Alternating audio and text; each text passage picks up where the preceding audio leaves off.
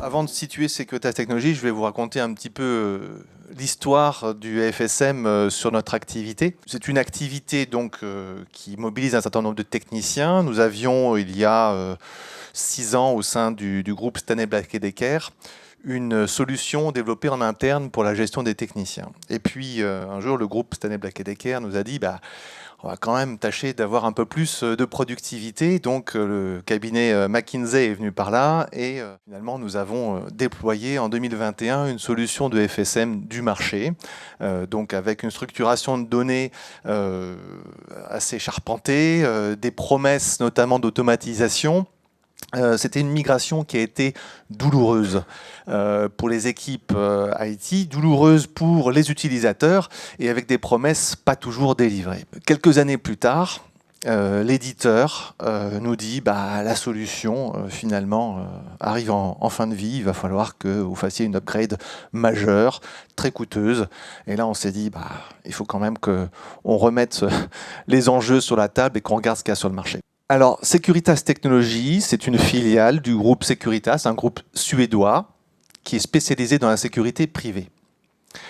La filiale Securitas Technologies, qui fait à peu près 3 milliards, s'occupe spécifiquement de la protection des personnes, des biens et des locaux, avec des solutions technologiques basées sur divers capteurs. Alors on fait de la conception, on fait de l'installation, de la maintenance, on exploite également des systèmes pour nos clients, et donc on a notamment aussi toute une activité de télésurveillance. En France, c'est à peu près 300-400 millions d'euros de chiffre d'affaires annuel. On a un maillage territorial très fin, avec environ 600 techniciens sur le terrain qui sont en charge soit d'installation chez les clients, on parle de clients entreprises essentiellement, soit de maintenance. La maintenance est absolument essentielle.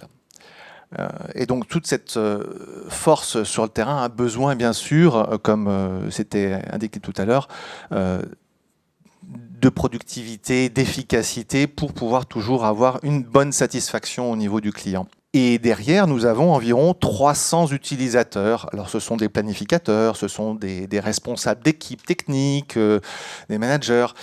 300 utilisateurs, donc d'une solution de FSM, c'est pas non plus une paille. Alors, quand nous avons été amenés à réfléchir sur le changement de la plateforme FSM, ce qui s'est fait de façon très très rapide finalement, parce que nous avons été informés fin 2025 pour un débranchement de la solution en juin 2025. Donc, si vous faites le calcul, ça laisse à peu près 8 mois.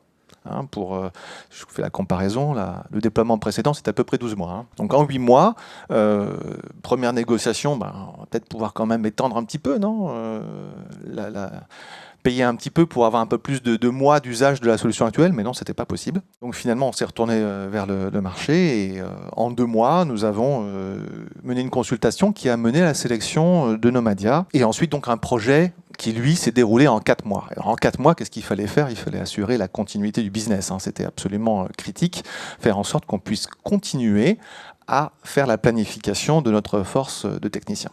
Nous avons sélectionné Nomadia notamment parce que dans cette phase amont qui a duré 2 mois à peine, c'était janvier-février 2025, nous avons eu le sentiment d'une équipe très professionnelle qui a su s'adapter au rythme que nous avions annoncé et avec une pleine maîtrise finalement de la technologie qui était embarquée dans la plateforme. Parce qu'on peut avoir des intégrateurs qui ne sont pas forcément éditeurs, on a des intégrateurs qui sont éditeurs aussi. Nomadia a cette particularité d'être intégrateur, éditeur et d'être en pleine possession de toutes les caractéristiques techniques du moteur. Ça, c'est une spécificité. Et finalement, la confiance aussi s'est développée parce qu'il y a eu des témoignages, notamment celui de Voltalis que nous avions sollicité en janvier 2025 pour savoir comment ça s'était passé. Parce que la plateforme, elle peut être très prometteuse, mais derrière, il faut que le déploiement aussi se passe bien.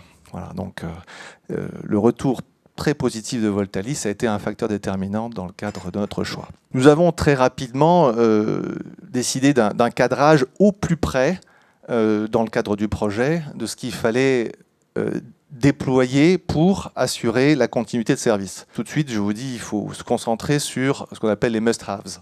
Tout ce qui est joli et qui est utile quand même, mais pas absolument nécessaire, peut être reporté, décalé dans le temps, et c'est ce que nous avons fait comme choix.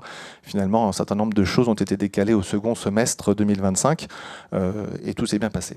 L'approche projet était une approche assez classique, on pourrait dire, c'est-à-dire agile, par sprint, avec des équipes techniques petites qui ont travaillé main dans la main. On avait quand même une quinzaine de personnes, quand je dis petites, entre les deux équipes. Mais surtout, qui a embarqué dès le début les utilisateurs.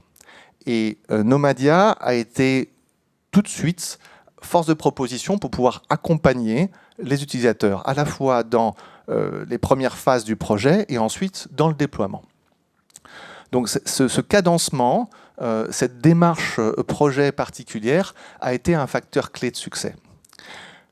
Alors, nous avons très rapidement, je pense un mois plus tard, commencé les travaux d'intégration qui se sont déroulés par sprint sur environ 4 sprints, avec un résultat qui était en fait la possibilité de faire un premier pilote avec des utilisateurs qui ont été sélectionnés pour leur volonté de participer à quelque chose qui n'était pas encore sec, il faut être très clair.